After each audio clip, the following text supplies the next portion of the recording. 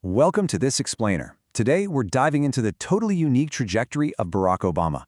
We're going to look at his incredible journey from a multicultural childhood all the way to becoming the 44th President of the United States. So here's our agenda for today. First, the 44th President. Second, a global upbringing. Third, the search for identity. And finally, Chicago and beyond. Section 1. The 44th President. Historic Milestones. Let's jump right in. Serving from 2009 to 2017, Barack Obama made history as the very first African-American to hold the office of the president. This is a monumental fact, right? It really anchors our entire discussion today because it represents a massive peak that he reached through a highly non-traditional path. During his 2 terms, his administration oversaw some incredibly major historical events. We're talking presidential milestones like the Affordable Care Act, ending the Iraq War, the Paris Agreement on climate change, the Osama bin Laden raid, and the Dodd-Frank financial reform. Domestically, they had to manage the massive fallout of the 2008 financial crisis through the Dodd-Frank bill, and of course, they entirely reshaped healthcare with the Affordable Care Act. On the global stage, well, he signed the Paris Agreement, ordered the raid that killed Osama bin Laden, and oversaw the withdrawal of troops from Iraq. It was absolutely an immensely consequential tenure. Section 2. A global upbringing, from Hawaii to Jakarta. But to really understand the Commander-in-Chief, we have to look at his unexpectedly complex origins. Ann Dunham was an 18-year-old American from Kansas, and Barack Obama Sr. was a 27-year-old Luo from Kenya. His parents actually met in a 1960 Russian language class in Hawaii.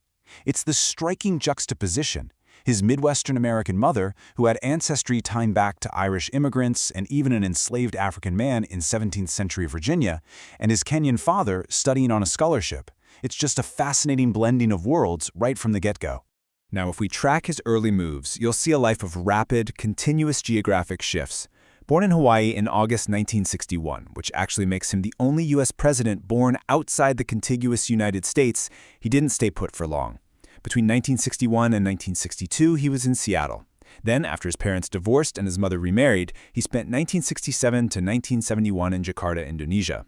From 1971 onwards, he was back in Hawaii. These were deeply formative years.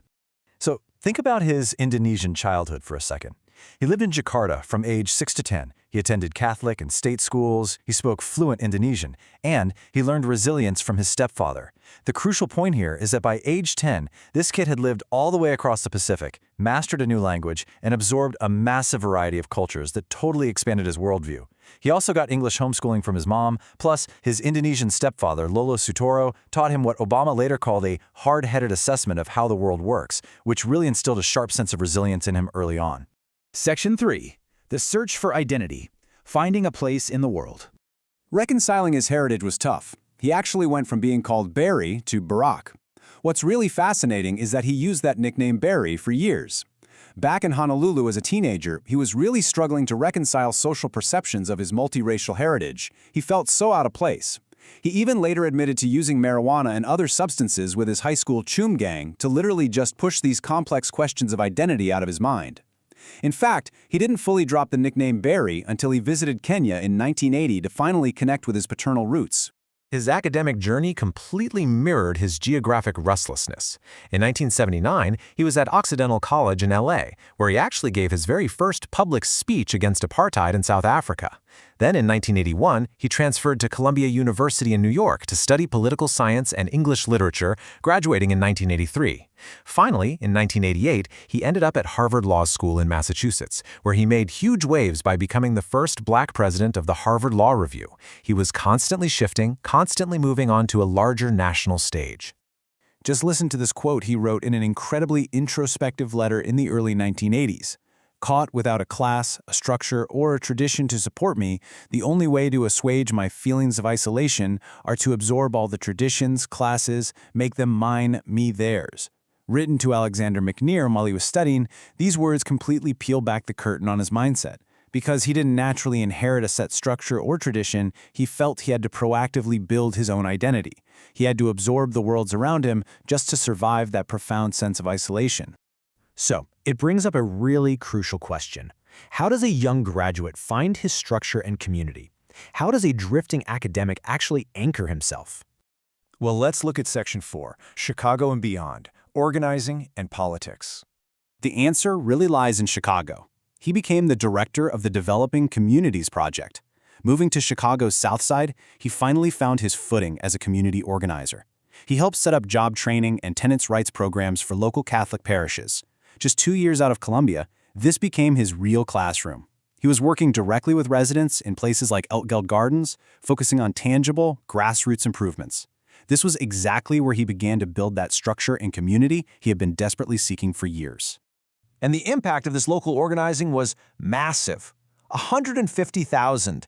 That's how many unregistered African-American voters he successfully registered in Illinois when he directed Project Vote in 1992.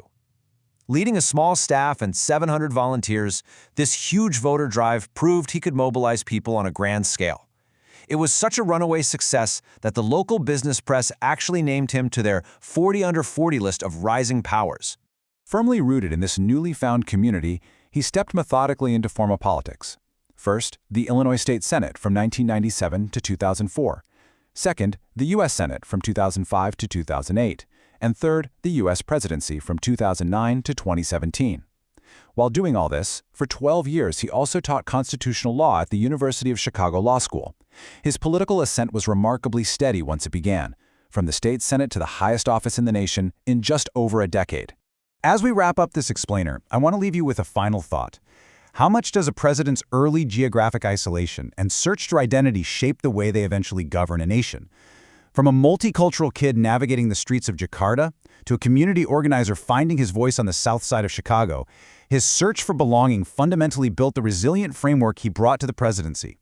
It really makes you wonder how our own early struggles might be preparing us for our biggest roles, doesn't it? Thanks so much for exploring this with me.